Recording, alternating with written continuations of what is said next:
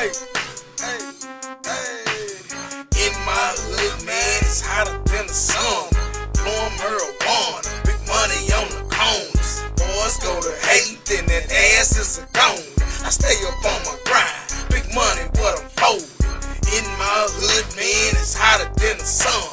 Blowing marijuana, big money on the corners. Boys go to hate, then that ass is a gone. I stay up on my grind, big money, what I'm folding. I'm so hood affiliated, I'm about my business, ain't no time to play with it. Been broke, ain't no option, I'm on a mission to get it. You need to open your ears and take a dose of this pimp. Bitch, let me brag a minute. Hottest nigga in the city, you haters can't fuck with it. Ever since a little nigga, I been seeing these bitches have a whole bunch of money. And I'm talking about millions, that's the dealing. So real, ain't got no time for the chillin'. W-E to the S-T, Dean on bound. Home with the hustlers in them streets, we fucks around. Roll up them blunts, we smoke them hoes by the pound. And I got that drink in my cup now, bitch, how you like me now? In my hood, man, it's hotter than the sun. Blowing marijuana, big money on the corners. Boys go to hate, then that ass is a gone. I stay up on my grind, big money, what I'm folding. In my hood, man, it's hotter than the sun. Blowing marijuana, big money on the corners. Boys go to hate, then that ass is a gone. I stay up on my grind, big money, what I'm folding. In my hood, man, we niggas don't play. If I give you credit, bitch, you gon' pay. No need for running, I know where you stay. Looking up at the stars, cause on the ground you lay. Knock that screen door, the big door too. Or them hoes will walk in on you. Hit my cell before you come through. Watch my back and I'll watch yours too. Walk in the dark room and all I hear is chatter. Turn the light on you roach ass niggas and you will scatter. Women on that bullshit, your heart I will shatter. Nigga, don't run up cause I'm aiming for the bladder. In my hood, man, it's hotter than the sun. Blowing marijuana, big money on the corners. Boys go to hate, then that ass is a gone. I stay up on my grind, big money, what I'm folding. In my hood, man, it's hotter than the sun. Blowing marijuana, big money on the corners. Boys go to hate, then that ass is a gone. I stay up on my grind, big money, what I'm folding.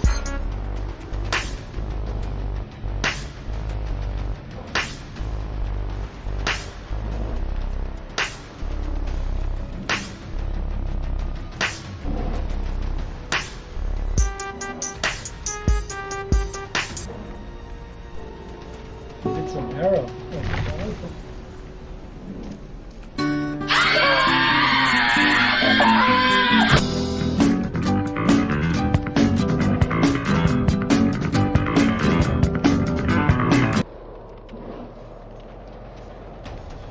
Passed out through the generations and does not help others in the community, and that's why they have enormously wealthy families.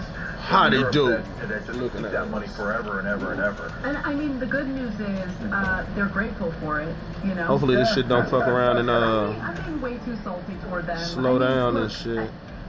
I honestly would not want to own that castle. I wouldn't. I wouldn't want to. I also probably wouldn't want to live in that castle. It's gigantic and it would probably creep me out. Having a nice, comfortable home, of course, is appealing. This is a lot. And there seems to be like a rule when it comes to historical buildings, medieval castles.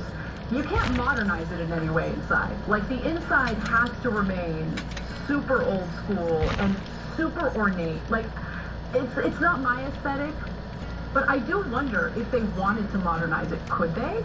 Would they be allowed, or is that against the rules? I don't know the zoning in Italy. I don't know their zoning laws. But I'll tell you, what's the point of it? Boppity boopity. People have like places where they used to hold prisoners.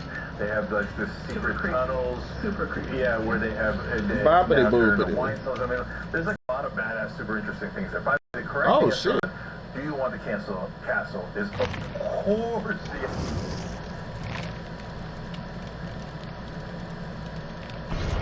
Let me be patient. We never know. We never know. See, we have enough. We have enough.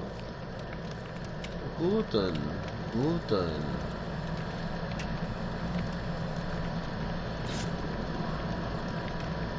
Girl, you're so sexy. You're so fine. And you know. Oh shit, boy. Oh, I'm ready. It's the killer we waiting on. Ba boo ba. Ba boo ba. Oh, that shit, I was going to Tarek in the shot, but let me at least wait till.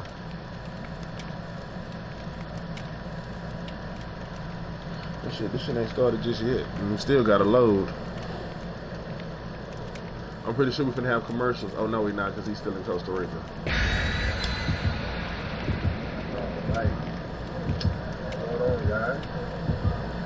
I'm live like I'm supposed to be. I thought he was like, yeah, I gotta do this commercial break. Yeah, drive. Yeah, you drive turkeys and shit. Get this book. Get your Mac in the jive turkey. What the fuck? 70 shit.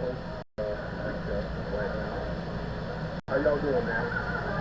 See, I'm sweating like a kid. It's very hot out here. What's going on, y'all? Y'all climb on in that room while I get everything together. Y'all climb on in the room while I get it together. Hold on.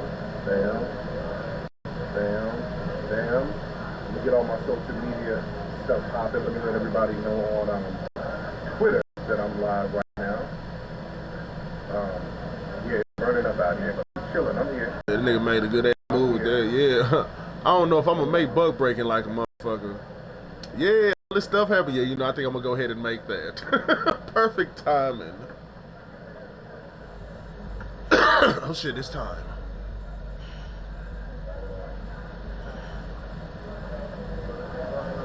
Alright, hopefully my reception is going to remain good. And let me throw this on Twitter. Let me let Twitter know that I'm early. I'm actually a few minutes early this time. I'm actually a few minutes early right now. Alright. I'm outside now. Man, it is burning up out here. It is a goddamn look. Hold on. Ladies and gentlemen, I got a special guest over here. Hold on. Hold on, let me let y'all see something. I got a special guest with me right now while I'm broadcasting. I got, hold on.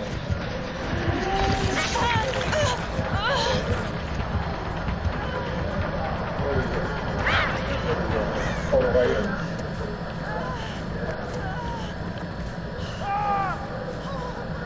That was the Congressional Black Caucus was here. That was a member of the Congressional Black Caucus came through. All right, so we had a special surprise guest, but they had to leave. It was a member of the Congressional Black Caucus, but they had to leave very quickly, guys. So, you know, we didn't get a chance to talk to them.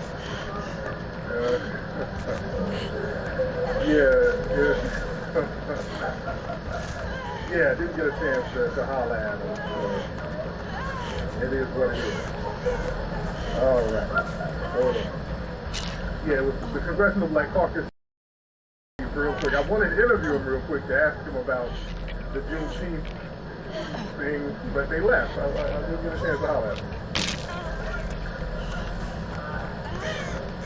Wow.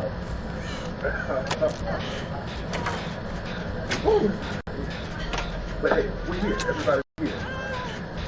We're here. First of all, happy Father's Day to everybody. Happy Father's Day. Man, it's something y'all don't understand. Even all over Costa Rica, they told us this is how they were here because the other part, you know, in Ariel, it's hot and they gotta breathe. But over here, we're right on the beach on the Pacific Ocean side, and it's not no breeze. You know, this year. It is tropical. But everybody, look, come on in the room, man. I need y'all to hit that thumbs up button.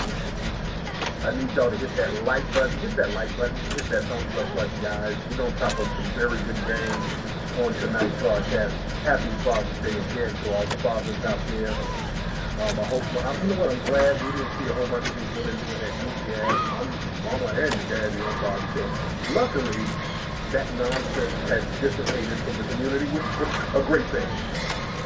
That's a great thing. You haven't seen a lot of that nonsense, and people have called out the silliness of it.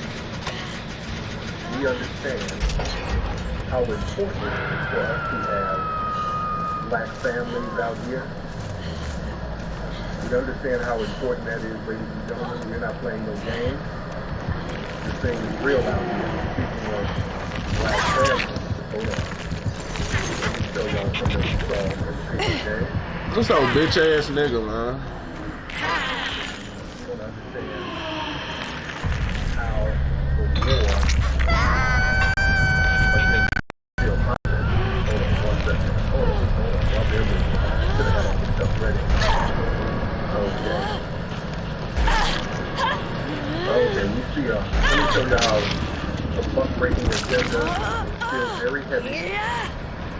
Y'all think this is not warfare, well, you better think again. You think this is not warfare? You better think again, man. Hold on 1 second. No, I'm good. Fuck this match. This old stupid ass killer.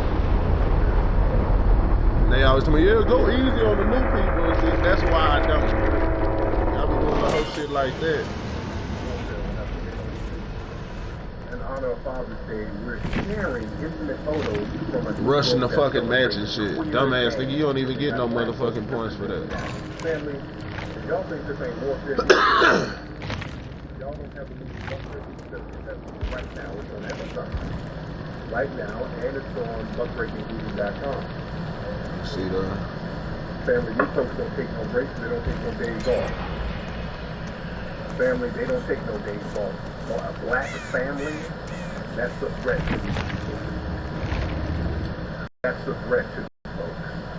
What's all this stuff going on? That is a threat to them. They're going to represent us as that. If you've noticed, the mainstream media, they never, ever represent black families. You will not see a black man, a black woman, and a black child. It always has to be some kind of goddamn remake. Yes, let me tell you something. If you see a nuclear family, here's the trick bag.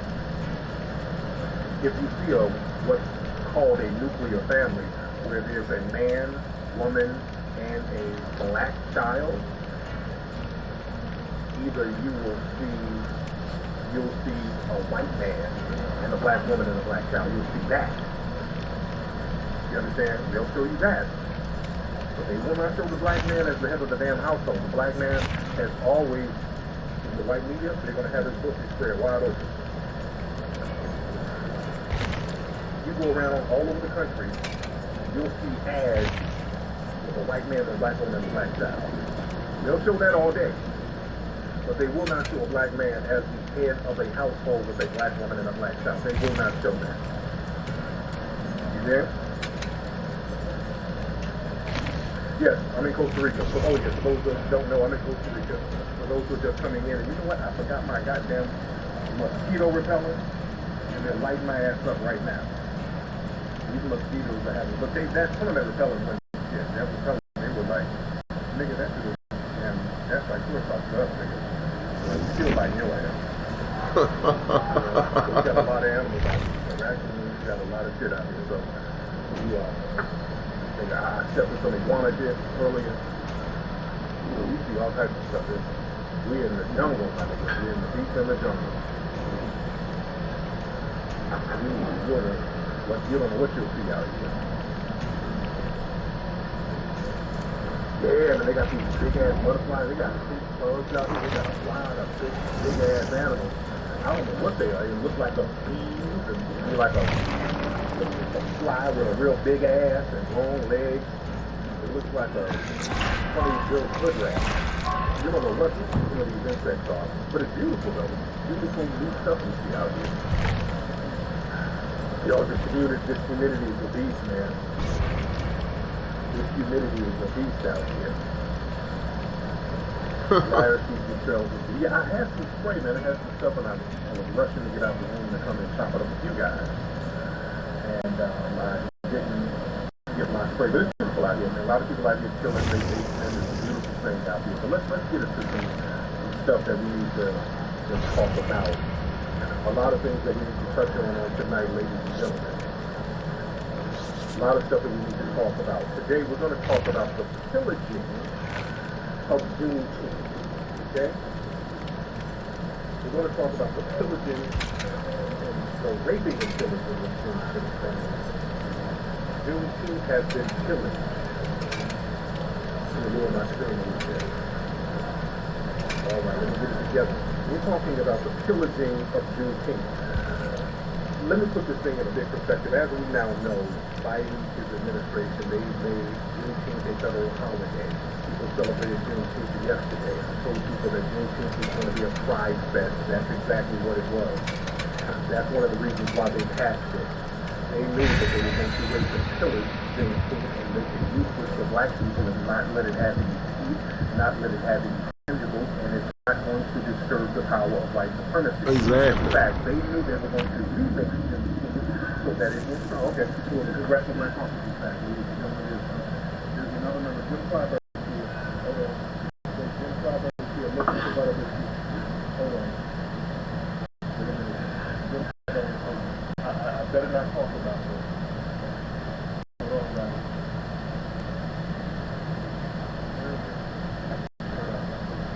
Jim Clyburn. Okay, hold on. Hold on. He's looking for butter biscuits. Jim, there are no butter biscuits. You don't have them. Hold on. This nigga, goon. Did I scare him away?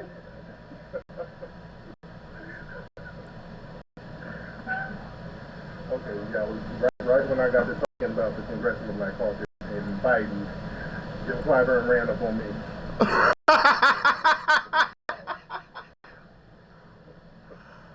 Damn. Oh man, hold on. Hold on. Wait. Man.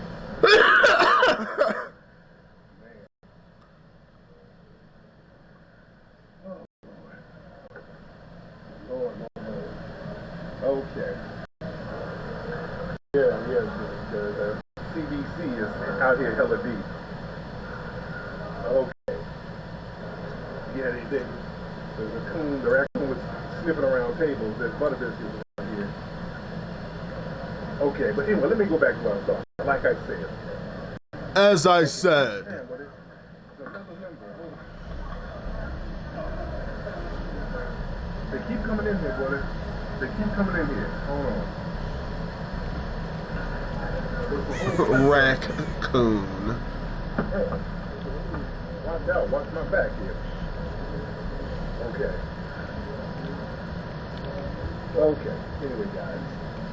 But like I said, they passed that thing knowing they were going to read The fuck? Oh. click it in with the LGBT stuff. And I told people they're going to make Juneteenth a pride parade, and that's exactly what they did. What's up, man? Yeah, we're good. I'm good. Thank you. I'm fine. Thank you.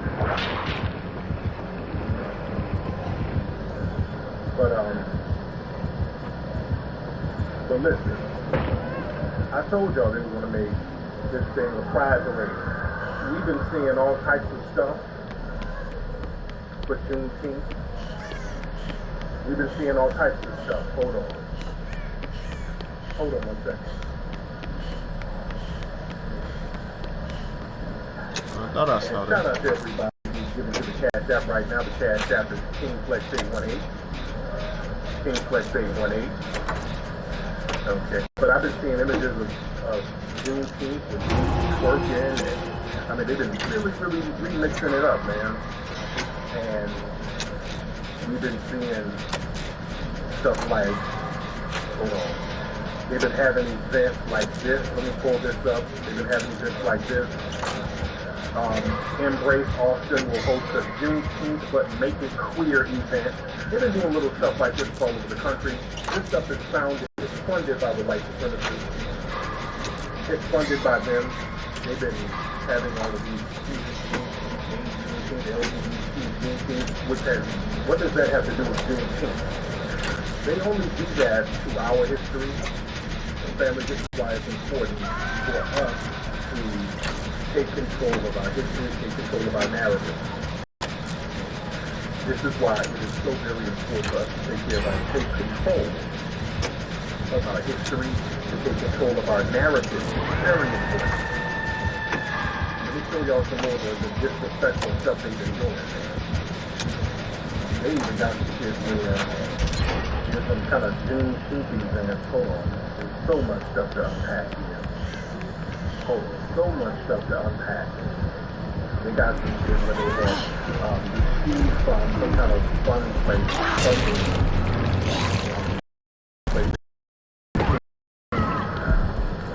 And they're going to start giving money to people of color. What we're doing is continued support in solidarity with communities of color. This has been talking about including our newest partnership with legal nonprofit organizations specifically devoted to the mental health and emotional well-being of young people of color. Family. Where's no goddamn people of color out in no plantations? You talking black people. What are you talking about? We're no people of color. Who's talking about no damn people of color? See, we don't have this whole thing where blackness is a dirty word that we gotta kind of avoid. We ain't playing that. We're not playing that game. We're not gonna let people play these games because act like we're some dirty little creatures that you can't speak on us. That people of color thing, that means, okay, black folks suffer, so let's give money to Asians, Hispanics, LGBT, fuck all that. We're not playing that game no more, dude. We're not playing no more. They was great for Juneteenth. Listen, black people, we were already practicing and celebrating Juneteenth without the permission of the dominant society.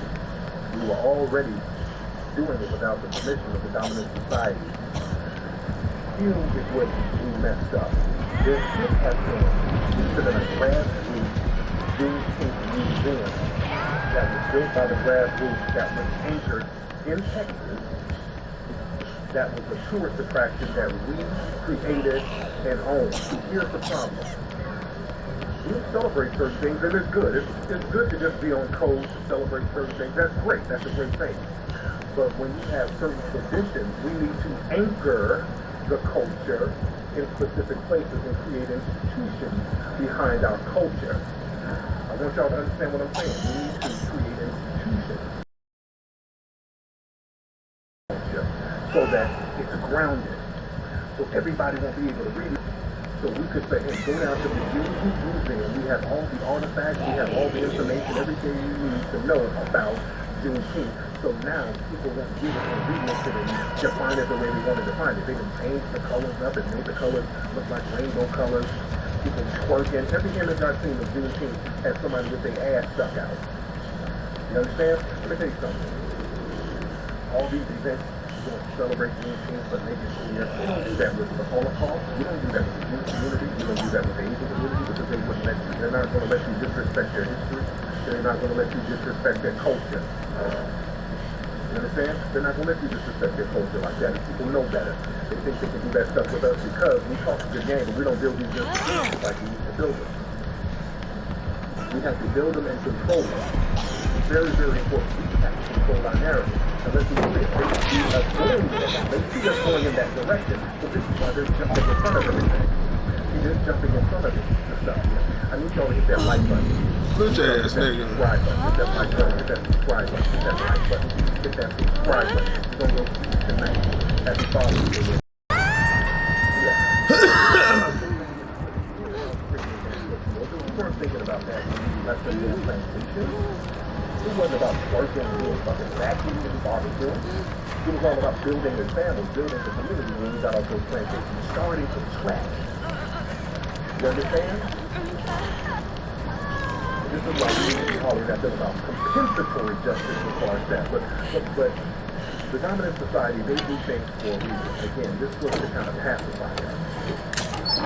This whole Juneteenth thing was a pacification thing. Not only was it a pacification thing, understand this. Let me tell you about something. Let me tell you another part of the trick bag with Juneteenth. they threw this Juneteenth holiday out here, and I want you to notice something.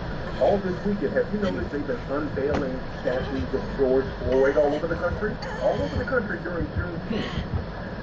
All over the country, they're unveiling George Floyd statues. They got a statue of him somewhere in the damn white sheet. It's very disrespectful. And my thing is, I don't give a shit about a George Floyd statue because none of this to me is about George Floyd. George Floyd riot and the rebellion was really the last straw. That was something that was already bubbling. The George Floyd situation was just the match that ignited everything. I want y'all to understand how they get down here. This was also strategically done because next Saturday, ladies and gentlemen, is the sentencing for Derek Chauvin.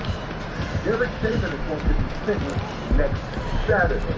So they're getting ahead of this thing because you think they might try to give this some kind of lightweight sentence. So they're getting ahead of it already so that people will not turn up. So we start turning up and saying, hell no, they're like, hey, that's what we did that. We celebration. Because that's what's going statues now. This is them trying to get in front of the sentencing for next week. I think let me tell you something. The sentencing is going to be on a Saturday. That's what we already said.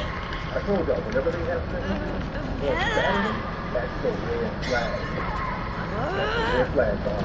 Zimmerman, they announced his acquittal on a Saturday. Understand? Whenever they have sentencing on Saturday, that means they're shutting the city down. They're going to have the city already locked down so that people are not at work, people are not in school. They're going to have the military out there. There's going to be heavy military presence out there in Minnesota. So we're already getting ready. We better keep the long game. We better keep the long game, and this thing is heavy. But Chauvin is being sentenced next week, next Saturday. So, they'll do this, start closing the three windows up again. We're going to work on the flow of the city better. So, again, I believe they've been in front of this already. Big red flag. Whenever they have an air sentencing on Saturday, man, they might, we don't know what they might do next week. We don't know what they might do. They might be on the pay probation time. So we don't know what they might do, but I'm very suspicious right now. I'm very suspicious about what they're trying to do next week. Because they know that people are still ready to turn up. We're going to pay attention. Where does hoe come from?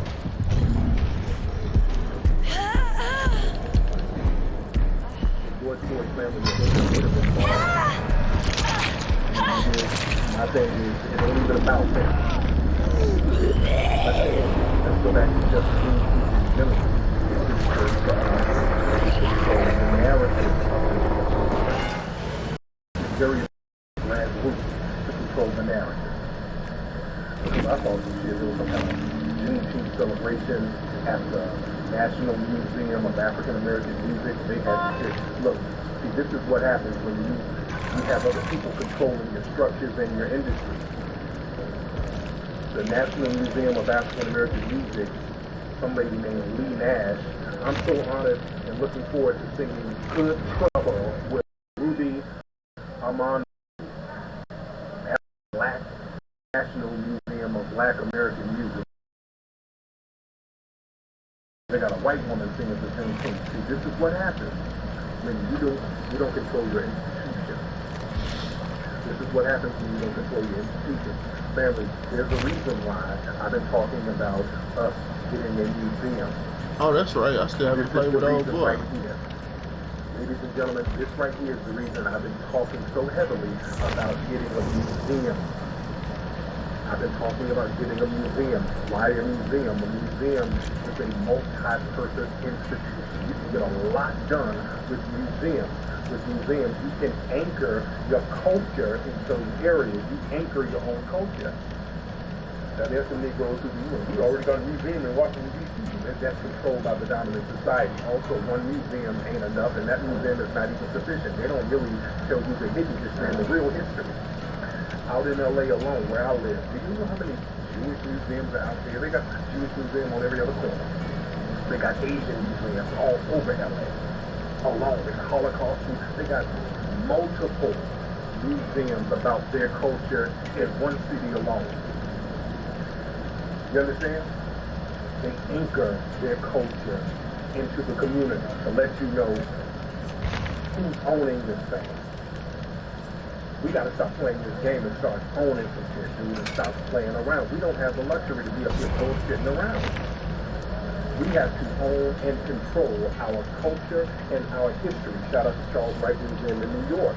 Yes, we're gonna get the plot of land on Crenshaw. When I get back to LA, we're gonna have crowdfunding for that. I'm gonna need this is gonna be one of the biggest projects that we've done that we're gonna do through crowdfunding. Because we're gonna have to get this done. And again, with a museum, we can do multi-purpose things. It can be a museum tourist attraction, which will anchor other businesses there. It will get other businesses shine. Who the fuck is that? Tourist attraction. We can also, we're going to use Jonathan Byers? Who the fuck is that again? Is that from the show? Conference room there, so when we want to have conferences, nationwide conferences, we ain't gotta wait for a yay a day for these white Stranger Things. I don't remember. They must have came out with some new clothes for them, I think. And we can do after school programs. We can do giveaways. We can do all types of stuff in our own community in a facility that we own and control. We don't own no facility like that in LA. With all the money and all the black people in LA, we don't own no facility like that in LA. Understand? See, a lot of these museums that you see around the country are owned by other people. Now, this is Schaumburg Museum. Now, that's a great place up there in New York. They got a lot of great information up there. But this is why we need to get this stuff done. Because the dominant society, the African American controlled by us. They got so many white curators there. They don't really deep into history. They just teach you, the ABCs, slavery, civil rights, Obama. They got a whole section in there. Goddamn Obama. And another thing, the museums are, there's always some kind of political slang. It's a black museum. It acts as a shield facility for the Democrats. We ain't doing that. We're going to have a nonpartisan facility. But when you go to like the King Center, the Martin Luther King Center down there, and no disrespect to them, but they got a goddamn statue of Gandhi. The nigga that hate niggas. No, Gandhi was a damn anti-black racist. We can't play games like that. Down at the Martin Luther King Center in Atlanta, they got a damn statue of Gandhi out there. Play those kind of games, man. We can't play them kind of games. But we're gonna have our own stuff that we control. We control the curriculum. We control the items that are in there. We control the that happen. This bitch like to creep. We got to get it done. Because let me tell you something. The white supremacists, man, they put this one anchoring. They understand the importance of anchoring their culture somewhere. They know the importance of that. Paul Anderson tried to teach us about, hey, we have to mark our community. He tried to do something like that in Detroit, and the Queens were shutting him down. They were, talking all that black stuff, man. He was fucking their damn eyes. But Dr. Paul, There she go!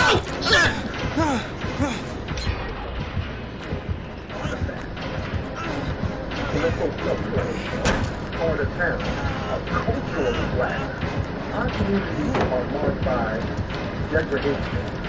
You're in a black neighborhood when you see how raggedy it is. We've let raggediness to come out.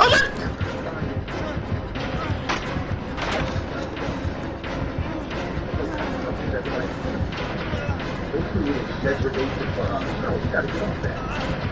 Let me tell you something. The white people, when they want to mark the community or mark the territory, they start putting them Confederate statues all over the place. They do that for a reason. We don't have to ask them twice. They don't try to raise all the money in the world, put them Confederate statues all over the place.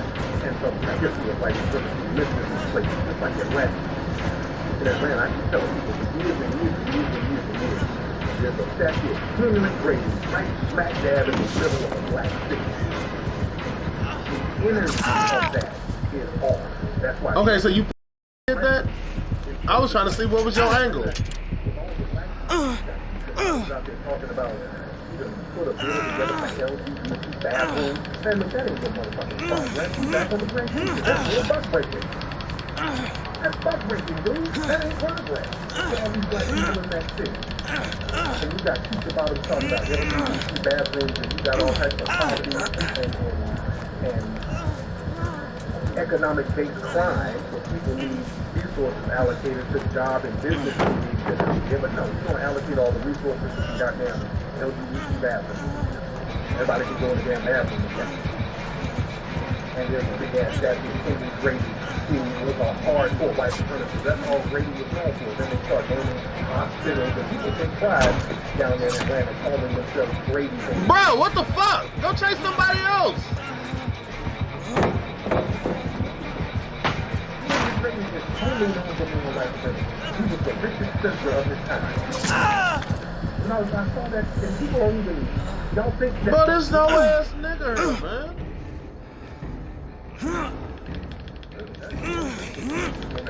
The legacy of Henry Grady is still there. As long as you have a statue of that white supremacist there, the legacy is there. You understand? We have to control. Damn. Ugly asshole. In Nashville or Memphis, one of those places. They had a, I want to say it was in Memphis. There was a brother out there. That brother got the resources together. There was a Confederate statue out there. The city wouldn't remove it. They were playing these games. So this brother hooked up a deal, got some paper together, got some investors together, that they bought the park, and then took the goddamn statues down. Them white supremacist boy teacher. This camping ass nigga, boy. They don't like us. They understand how important it is to keep their icons. So when we can remove their icons and then put up our own, that's real power. That is real power, ladies and gentlemen. That is real power. That was in Memphis. Yes. Shout out to Memphis. Memphis has always been a city that's been about the business. The first black millionaires came out of Memphis. That brother had what's it, Gill Street? He had all of those pool halls and all that stuff, a lot of gambling joints and all that, but this brother made a lot of money out there in Memphis. Memphis had one of the most prominent red light districts in the country, and the brother made gang of money out there. So they've always been hustling out there, getting their paper up. They've always been about their money, they've always been about their business. You understand? But the thing is, family, when you let the non-grassroots speak for us, because it's us, the grassroots, we're going to have to do the heavy lifting, and that's fine. We're built for this. We're built for this.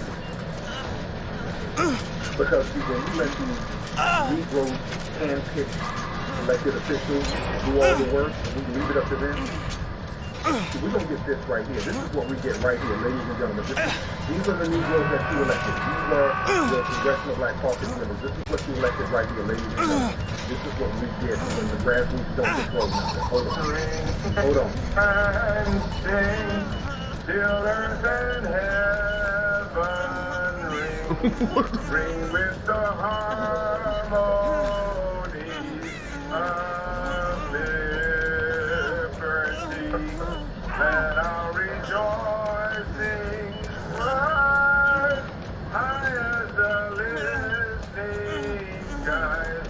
Let it resound loud as the rolling sea. Ladies and gentlemen, these sample as codes right here will have us literally kicking goddamn hot. Family, it's up to us as a brand. We don't have to do the heavy lifting. It's up to us. We're going to have to take the reins of control and do the heavy lifting. These niggas have sold us out, ladies and gentlemen. Ladies and gentlemen, that's them after they signed the Juneteenth bill. These niggas in there singing Negro spiritual. Family will be kicking hot next to Jim Clyburn using the Catfish Nuggets family. Waiting on these niggas to push this justice. It's not going to happen. Let's just accept that as a fact. It's just not going to happen. It's been too far fucking gone. This is gone. It's too far gone. These niggas are done. These niggas are done. Literally, I'm talking about having on a burlap jumpsuit with a straw hat on, with a bale of fucking knives. Literally, we got this knives. Wow, niggas get butt broken on the plantation again. Niggas already been butt broken as it is now. We on the grassroots, we're going to have to get hellified on codes and start pooling our resources and our paper together. We're going to have to start getting stuff done out here. It is up to us. It is up to us 100%. Family, we've already done it with the bug breaking. Do y'all know how these white supremacists, we got these white supremacists so mad. These white supremacists are so mad and butthurt. And also, another thing, speaking of grass. Fuck you. We're so heavily on code right now. They cannot use their own tried and true Negroes in the media that they've been using. Remember in black society, whenever they wanted to do something done in black society, they would go get Oprah. So Oprah had a lot of money. That's why she made all these billions of dollars. She was the go-to Negro. Camping ass bitch.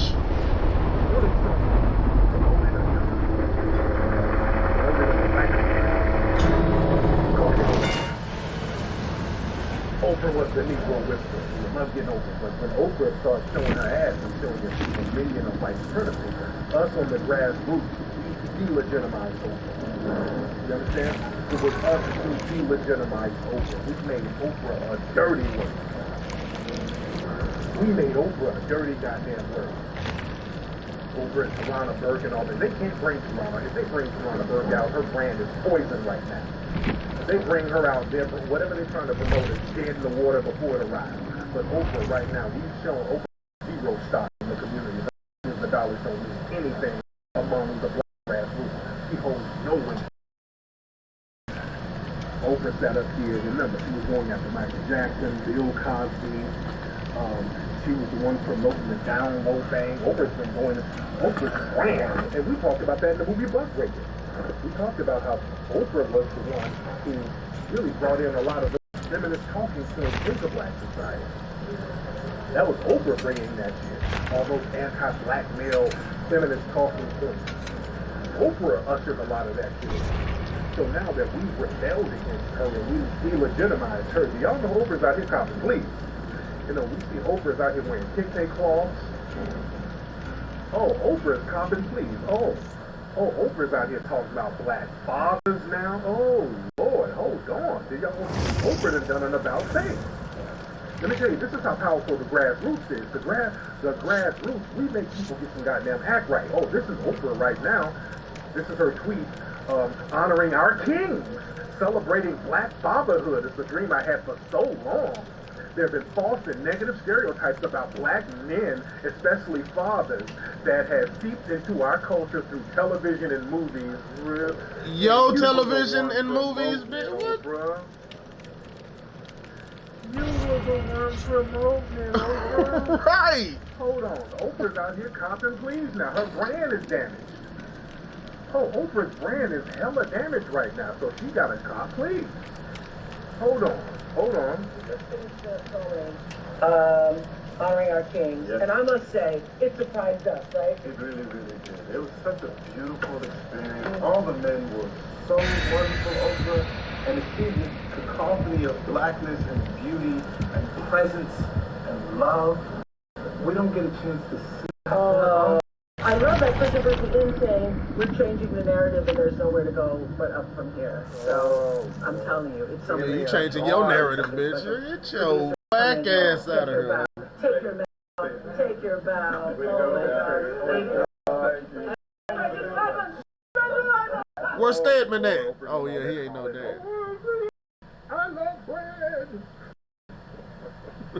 Oprah, if you don't, Oprah, out there. Oprah, if you don't sit your ass down. Oh, this is Oprah's version of Hey Big Head after you done For real. Hey Big Head, only black men. There's a lot of black men. She's like the best who sit up here and talk shit about black men. Zaddy jump on her ass when Zaddy on y'all. Where the black men's at? Where my black kings at? After Zaddy done jumped on you. Fuck out of here. Oh, don't look in your eyes now. No, Oprah. No. Oh, Oh, I heard that one in a long Okra. Oh, Okra had a field day on niggas. Now you talking about how bad the image of black man is. Oh, Okra. Ma'am, no, don't cop please now. No, don't cop please. Yeah, Stacey Dash, another one. Oh, Stacey Dash. Oh yeah, Stacey Dash. Here you are. Daddy jumped on her. She got arrested. Fox News fired her. Hey, black man, I need some chocolate. Oh, don't come bucking out and crying now, baby. No. Ooh, dude. Omarosa's another one. Omarosa was butt dancing, cooning it up for Trump and all that other shit. They kicked her ass out the White House. They just changed the locks on her ass. Hey, big head. Hey, black community. I was really the spooky fat body dope. But sit your ass on down somewhere, Omarosa. No. Y'all not playing that game and coming on back over here. We're not playing with you. We're not playing games with you. No, we getting hella on code. We should have been on code like this a long time ago, family. When we get on code, well, I'm going to start copping please. Because they know we're going to start getting stuff done. Oh They my know we're going to God. start getting stuff done. So there was a situation in Florida. And these, let me tell you something, these white principals are still mad because Buck Breaking came out and all of us got on code. We made Buck Breaking the #1 documentary in the world. It was the #1 movie in the world for damn near a month. So we just made Buck Breaking a household name. You know, these white supremacy trolls are so damn mad. Well, they're so mad. And let me tell you something that was real slick that was just done. Down in Florida, there was a pride parade mixed in with a Juneteenth celebration. You had some gay white folks out there. And one of the gay white men ran over some people. Now, they're saying it's an accident. No, I don't know what happened, but it was a gay white man who ran over some other gay people. Okay? So, let me show y'all some images. So this happened in Florida. Let me show you the image of the guy. So he has on a LBGT shirt and the whole shebang. So they arrested him. They're deliberately not showing no pictures of him. But do y'all know, in order to spin this, a white LGBT publicity crisis firm tried to spin this story. It's a company called Bridge and Tunnel that's in West Hollywood. Do y'all know these assholes tried to spin this story and blame me? Look at what the teams they put up. This is Bridge and Tunnel. This is a white LGBT publicity firm out here in Hollywood. They represent a lot of different celebrities out here. They said, hey, now, Tariq, you have blood on your hands, Tariq. That's probably Fucking bitch! With Facebook allegations of co-opting Juneteenth. Because I correctly said that the white LGBT was co-opting Juneteenth, they tried to blame me for a death by a white LGBT man down there in Florida. Now, the white man named Dominique Treason, who runs this place, he's a white LGBT dude who's out there in West Hollywood. You lucky I don't sue your ass, Dominique, and I know you following me, and I know you listen. You lucky I don't sue your ass. For tweeting some shit like that. Well, that's defamation like a motherfucker. Man, you ever see some shit like that, I will sue the fuck out of you. You understand? Y'all don't play like that. I get my lawyer game popping. See, they're so butthurt over butt breaking, man. Well, we gotta stop being afraid. Yeah, they're gonna start coming at us. I don't give a shit about them coming at us because we put out a movie telling the truth. We told the truth about the racism in their community. Yes, we projected. That's defamation like a motherfucker. Man, you lucky I'm in another country. I'm not real communicating with my folks back home. That's some real slanderous shit to put out. But this is how desperate they are, man. This is how desperate they are. When we start fighting back, they get desperate. When we fight back, they get desperate. Now, this guy's in West Hollywood. He didn't say a goddamn thing about Ed Buck having all those dead black men coming out of his house. See, they stay on code with each other.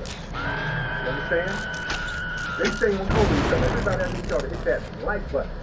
I need y'all to hit that subscribe button, ladies and gentlemen. Hit that like button, hit that subscribe button. Let me see how many minutes I got here. Okay, my battery's going down, but I'm here. I'm still with y'all. We're gonna chop up game until the wheels fall off, ladies and gentlemen. Now, down in Georgia, there was a white cop. This cop right here. A cop went down to Georgia and he was looking for a black horse. But here's the thing. When I first heard the story, it was talking about this cop named Officer Joe Burson. And they kept calling him a hero. They kept talking because his white officer died. They kept talking about this officer died in the line of duty, and they kept using the word hero. All this hero. And there were a whole bunch of white folks out there in Georgia having big rallies and big memorials for this guy calling him a hero. I said, okay, a black man must have killed him. You only do that when a black person kills him. Whenever you hear them talking about a white cop being a hero, that means a black person killed him. Because they look at us as being at war. This is what and they're still very sketchy about what happened, but what happened was there's a black man named Anthony Dolce, I think that's his. This innocent black man over, some situation happened. The details are still sketchy, but the officer ended up shooting this black man, but the black man was able to drag the cop with his car and kill the cop too. So that was a little instant karma going on. All the white supremacists look at that as a loss. Because he got ambushed, he got killed, and then he took the race soldiers with him. All they look at that as a hero.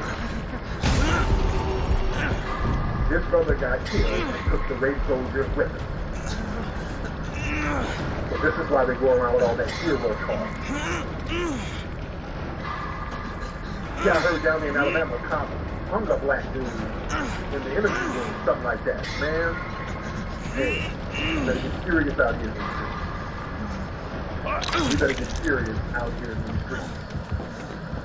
It is real out here. You better get serious. That family. What the fuck? Where this whole ass nigga come from, man? Remix them and race our institutions and put whatever definition that's going on out here. This is why we have to have our stuff grounded. To give you another example, the family of Nina Simone, the singer Nina Simone, her family, they're coming out talking about Kamala Harris. Nina Simone's granddaughter put out a tweet, and I retweeted this earlier, and then a lot of the mainstream media picked up on this. This is Nina Simone's granddaughter, Rihanna Simone Kelly. She said, hey, Nina Simone's granddaughter here. My family doesn't run her estate anymore. It was taken away from us and given to white people. Our family name was dragged in the media. We get no royalties, nothing. Want to hold me accountable? And Kamala Harris for my family. Whoa. This is what happens to us, man. We don't really own and control our work. We don't control our culture. They come in and they'll vulture the hell out of us, and they get these ancient feathers to help them. Kamala Harris was one of the people who helped wrestle the estate away from Nina Simone's family. Let me pull the whole article up. This was in Newsweek. Hold on. Kamala Harris blamed by Nina Simone's family, Nina Simone's granddaughter for losing family estate. Kamala Harris was in charge of the proceeding, the ruling, whatever the case. And they're saying that Kamala Harris was pulling all, she was the California Attorney General. California, and there was all types of little slick shit that Kamala Harris was doing, and this caused the family to end up losing the estate. Now white folks got it, now they're pillaging it, and the family ain't getting nothing. That's your sister girl right there. That's your black girl magic right there. That's your sister girl. Okay? That's your sister girl, right? Oh, that's your sister girl. I thought it was all about ski-wee, right? Okay, about the ski-wee and all that dumb shit. That's your sister girl right there. Kamala Harris. Ski-wee. And all that dumb shit. They don't have no conscience about doing this, the foundation of black Americans, the foundation of black American culture, because they identify with the white supremacists, dude. Kamala Harris goes home to Zaddy and sleeps well at night while y'all up here talking about what you with your dumb ass. We gotta stop playing like that. We have to anchor our culture. We have to take control of our culture. See, this is why they're raping Tupac's estate right now, because you don't have a Phoenix Shakur, you don't have Tupac, and you don't have Suge looking over it. You understand? They had to wait till they were out of the game. They had to wait till Tupac died, they had to wait till they put Suge in jail, and that's one thing I would give Suge and Jeff Roy and all those guys when they were around. They weren't going to let anybody fuck with their legacy like that. They were willing to take it to the mat when it came to their publishing, the ownership. I will give them that. They understood the importance of that. They understood the importance. You better own yourself. You better, real fight to own your shit. You understand? You better be willing to run up and pull up on folks in order to own your stuff. The problem was they were pulling everybody.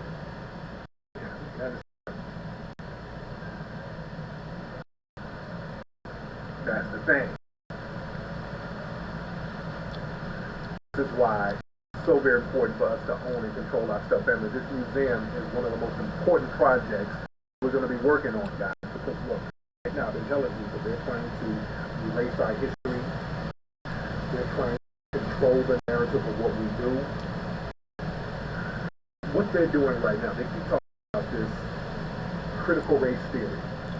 And let me tell you, the critical race theory, that's a con game. Critical theory, what that is, family. Critical race theory is a con that's being run by the Democrats and the Republicans. I want y'all to understand this. The Democrats and the Republicans, they're running this con game with critical race theory. This is them playing good cop, bad cop. Working with each other to talk in circles and not do anything. The critical race theory, the term is an empty term that doesn't even have a definition. They don't have a definition for critical race theory. Whenever you ask somebody for a definition of critical race theory, start talking in circles because nobody can define it, and that's by design. I keep telling people, don't ever use critical race theory. Whenever they start debating about critical race theory, do not get into those debates. It is designed for you to debate back and forth what it is and what it's not. That is by design. Critical race theory is a term cooked up as some white supremacist think tank to get the right and the left to babble nonstop and create whatever definition they want. If you can put a definition on something whenever you please, that means it has no definition. Critical race theory is a made-up term that has no real definition. Don't even get into that critical race theory. The Democrats knew what they were doing. We're going to introduce critical race theory to talk about white supremacy and all that. They just talk about white supremacy. See, I don't get into no critical race theory because you can't explain what it is. White supremacy is not a theory. It's not a damn theory. White supremacy is a documented fact. So I don't know what you're talking about when you say critical race theory. And then the white supremacists on the right, oh, that means Marxism. Oh, that means you're going to teach white kids to hate themselves. That means you're going to teach Christians. So it's a back and forth where they're winking at each other because the name of the game is to debate nonstop and to deflect away from white supremacy. The name of the game is to deflect from white supremacy and not talk about white supremacy in a logical way. Do not even engage in that stuff. So what you're going to see now, you see a lot of the white supremacist think tanks getting these Negro shills, usually these Caribbean coons. They're pushing them out here and showing them at these town hall meetings, at these school board meetings, that they're planning. Fuck out the way, asshole. The white media will jump on it. These niggas out here, well, I'm black, I don't like critical race theory because I'm not a victim. I have 3 degrees. If there was racism, I wouldn't have 3 degrees. That's a con game. That's a con game. That's by design. Well, let me show you all a video. They got one of these things, and they're being very disingenuous. They're talking about, hold on, this guy right here, a dude named Ty Smith, talking about he's a concerned parent. No, this is a Negro, hold on, a parent from Illinois who hosts a weekend radio show, condemn critical race theory. So they get their ball tape for a team. Now listen to this. Now this dude, I smell I smell oxtails on this dude. No mom, no daddy now. Work my way through college. Sat there and hustled my butt off and get through college. You gonna tell me somebody that looks like all y'all white folks kept me from doing that? Are you serious? Not one white person ever said anything. Oh, you never go there and get away with those white people. But guess what? What's kicking about this whole thing was all going right now. Shit! Why didn't hear nothing?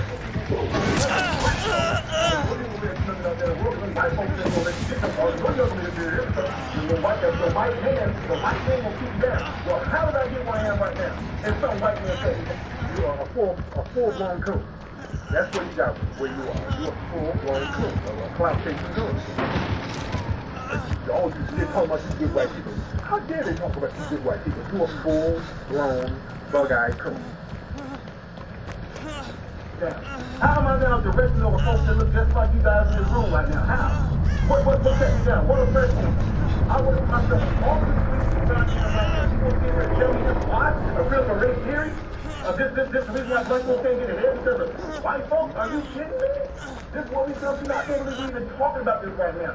The last thing we're gonna say right here.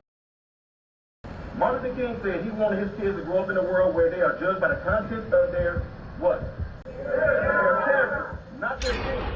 If they let this stuff go on right now, it is absolutely doing the complete reverse of what he's doing. So when February comes, don't talk about Martin Luther King. When February comes, don't talk about black people. Don't sit there and he was doing. To me, I think this guy's Caribbean. I smell oxtails on this dude. And they love bringing up Dr. King. You know what else Dr. King said? Ouch. When they blew his fucking brains out, when they shot him. When the white supremacist government shot him, when Hoover and all these people ordered his execution, he said ouch too when the white supremacist shot and killed him. Nigga, please. Wait, with this nonsense, that's exactly what's about to happen. Last, we are talking about our kids. We are talking about our children. Well, so thinking about me, I love the Discovery Channel. You will see that on Discovery Channel, animals will put their lives on the line to protect their children from danger. Nobody want to get to the heart of the matter, get to the moral of the story. It all comes down to it. The person who's going to be suffering from this, the one who's going to be hurt from this, is the kid. 10 years from now, this stuff goes on, whose fault is it going to be? Whose fault is it going to be? Who we going to look back on for this? Because this is stuff we're talking about right now. This stuff is going on right now. I do this stuff on a daily basis. I'm in the hood. I'm in the community. No, you're not. Okay, you're not in the goddamn hood. Okay, I hate when you get around these white people. I'm in the hood. Look, nigga, you can't get in nobody's hood. Okay, let's stop. You ain't in nobody's hood, nigga. You're a full-fledged coon to get your ass beat the fuck down the minute you come around black folks. So that's enough of this coon I'm gonna say. All right. But the fact that they get these Negroes out here, now these are Negroes. They're not random black folks. I want y'all to understand that. These are not random black people, okay? Ladies and gentlemen, they had another black woman doing the same thing. They had another black woman, one of these immigrant marriages. I think this chick is Nigerian or something like that. I don't know. A black mother slams critical race theory. So they get these bald paid for coons. Now the dude who was just speaking, okay? The dude who was just butt dancing, this is him right here. Wait, the dude who was just speaking. The dude who was just speaking on the video, they make it seem like it was just some random concerned parent. But when you look and see, hold on. Bam. This is one of these coons that's co-opted by the damn, one of these white supremacist think tanks. He's on the coon train with Candace Owens. This is him with Larry Elder, one of the OG coons. Larry Elder looking like a coon family. You fucking dick. So this, he already runs the coon circle, and they know that, and they planted him there to do all that fun. I love people like Oh. If I had a right now, that's how deep white supremacy is. They got to a room full of white cooning. That's how deep white supremacy is, nigga. You understand? I'm in the hood. Talking to some of them gang members. The black spades and the warlords. Shit. You don't even know the gangs. Gangs ain't even around no more. They're Decepticons.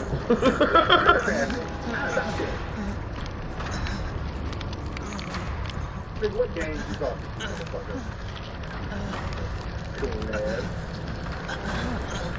That flies around. You get around white folks talking that. You can't get around us saying that. You can't get around us saying that. Larry Elder, LGBT, I believe in you. That's another thing about domestic coons. They can get them. You know, they already got a lot of them already have a coon spirit in them. So when they get domestic coons like Jesse Peterson, Larry Elder, I think there's a lot of pussy activity going on. Yeah, Larry Elder ain't got no kids, and he ain't married, and he's old as hell. And now he'll be bleaching his skin. That nigga, I think he got a MAGA flag over his pussy. That's where the MAGA flag is. Make his asshole gape again. Make his gape open again.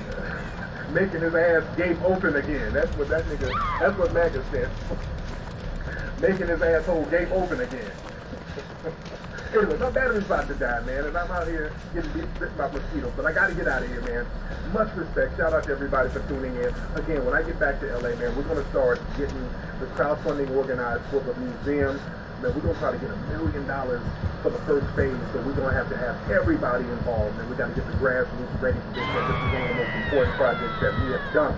But anyway, man, go to bunkbreakingmovie.com, hiddencolorsmovie.com, hiddencolorsfilm.com. Follow me on Twitter at TheReasonIC, and I'm gonna holler at y'all, man.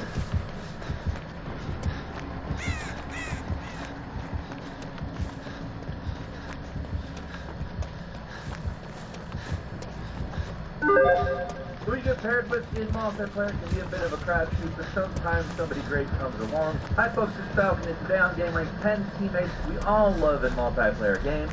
Starting off with number 10, teammates who turn on their mics and use them properly. It sucks when you join a game and nobody has their mics on.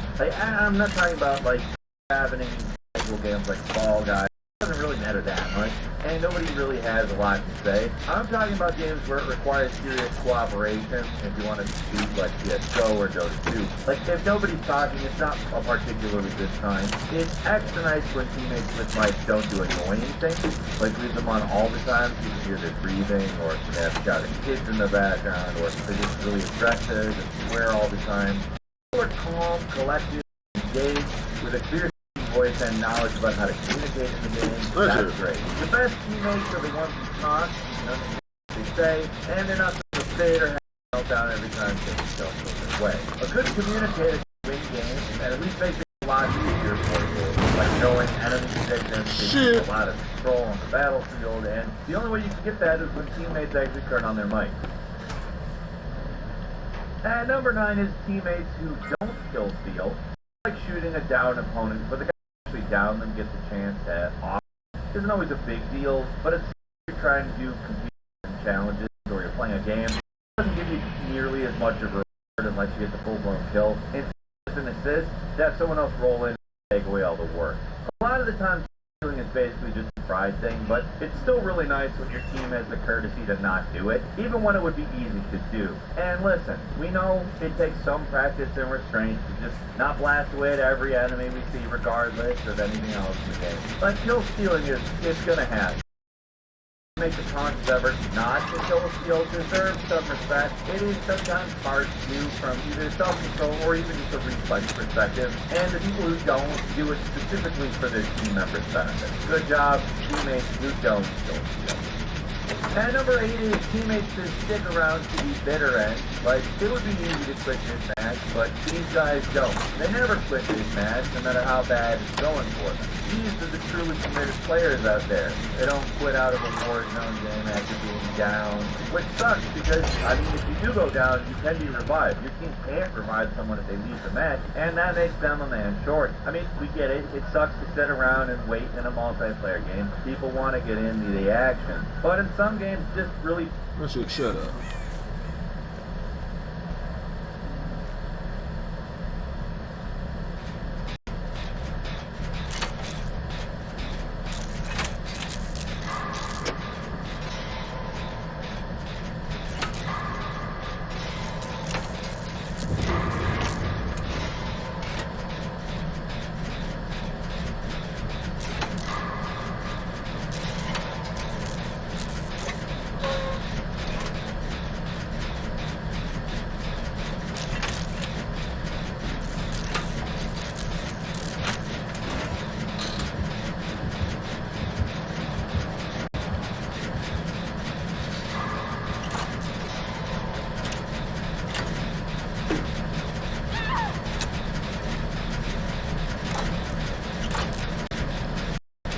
Keep doing what you're doing, Leon.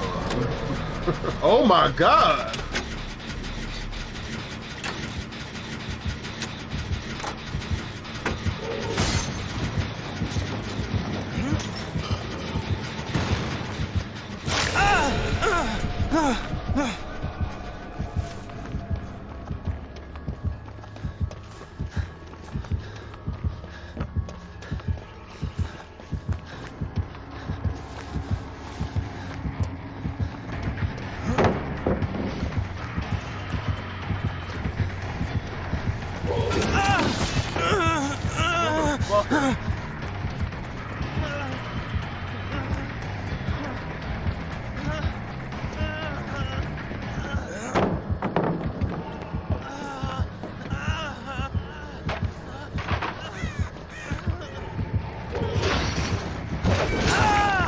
Yeah, motherfucker.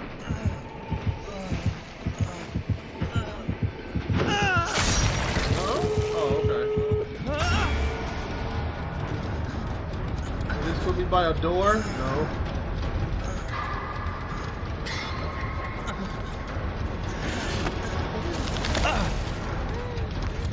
Run away, man. We don't have time for that shit.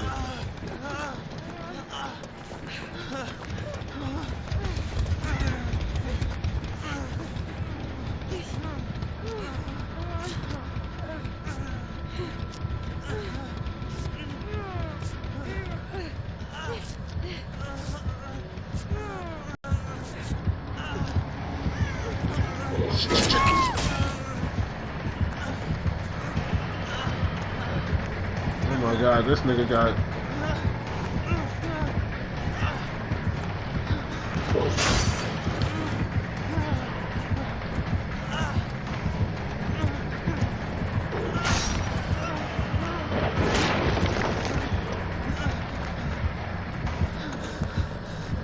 Ain't nothing, nigga, we running upstairs, nigga.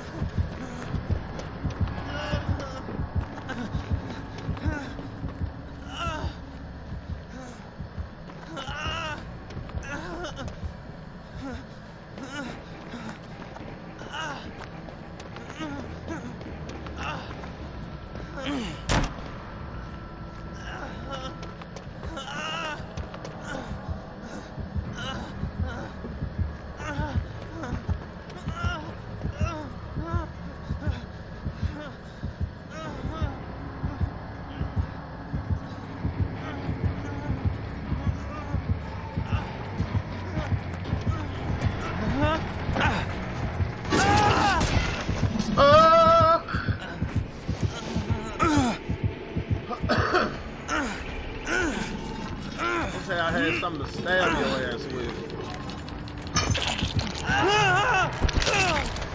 Hopefully you over there by the hatch.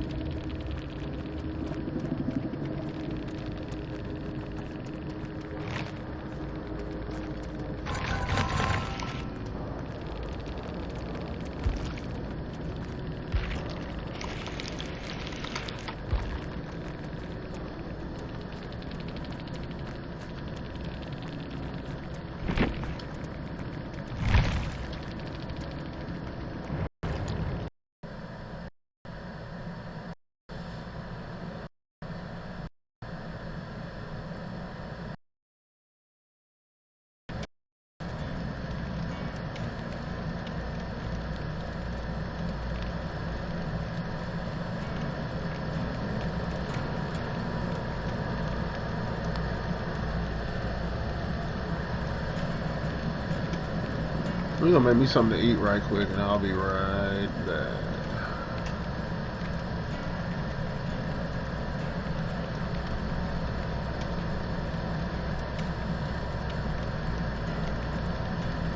Look at that shit. Let me get off. I'm gonna eat like a bird. That shit.